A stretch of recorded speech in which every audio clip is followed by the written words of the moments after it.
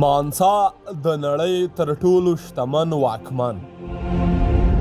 نړیوال تاریخ راته وایي چې په نړۍ کې څو پیړۍ پخوا داسې کس پاچاهي کړې ده چې د تاریخ تر ټولو شتمن کس ګڼل کیږي. له همدې امله اوس د شتمنو کسانو لقب بیل ګیټس، جیف بیزوس، سټیو جابز، کارلوس سلیم او یا نورو د زمانې شتمنو ته نه ورکول کیږي. افغان دعوت رسنیز ګروپ دا ځل د خپلو خپرونو په لړ کې د نړۍ همدا شتمن سړی در پیژني. مهرباني وکړئ افغان دعوت چینل سبسکرایب او د ویډیو په شیر کولو سره زموږ ملاتړ وکړئ. بی بی سی په دې وروستیو کې د یوې ویبپاڼې له خولې ولیکل چې 14مه پیړۍ کې د افریقا مانسا موسا په لویدیځ مالي هیواد امپراتور او مسلمان پاچا مانسا موسا په ټولو پیړیو کې تر ټولو ډیر شتمن سړی ګڼل شوی دی. ویل کېږي چې مانسا موسا دومره سره زر لرل چې ښایي د نړۍ نیمه برخه جوړه کړي. مانسا په 1208 میلادي کال کې اوسني مالي کې زیږېدلی. اصلي نوم یې موسی کیتا و.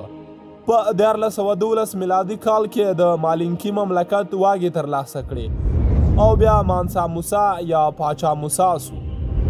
د تر واک لاندې موریتانیا، سنیګال، ګامبیا، گینی، بورکینافاسو، مالی، نیجر، چاد او نایجیریا راتلل چې ډیری طبیعي زیرمې وې چې ډیر زره وروسته یې مالګه وه. تاریخونه لیکي چې کله په 1424 میلادي کال کې موسی د حج په موخه سفر وکړ.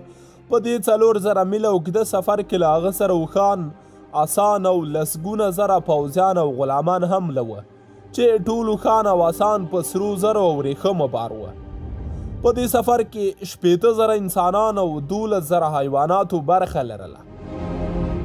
ویل کېږي کله چې په مصر تېرېده دومره ډېرې د سرو زرو ډالۍ یې وویشلې چې د سرو زرو ارزښت بیخي راولوېد او بیا په مصر کې تر 12 کلونو پورې اقتصادي وضعیت ایله خپل پخواني حالت ته ستون شو.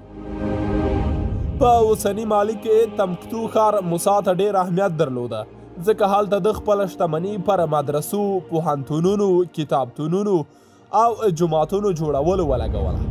په تېره بیا د جنجریب مشهور جومات چې لا هم سته هغه په دې پروژو کې له ګڼو مصري او اسپانیایي انجینرانو ګټه واخیسته. په 1430 میلادي کال له 25 کلنې واکمنۍ وروسته مانسا موسا ومړ او زوی لومړی ماګان چې د واکمنۍ پر مهال یې دولت کمزوری سوی و د چارو واګې واخیستې ځکه هغه وخت کورنۍ جګړې ډېرې سوې چې 80 کاله وروسته یې واکمني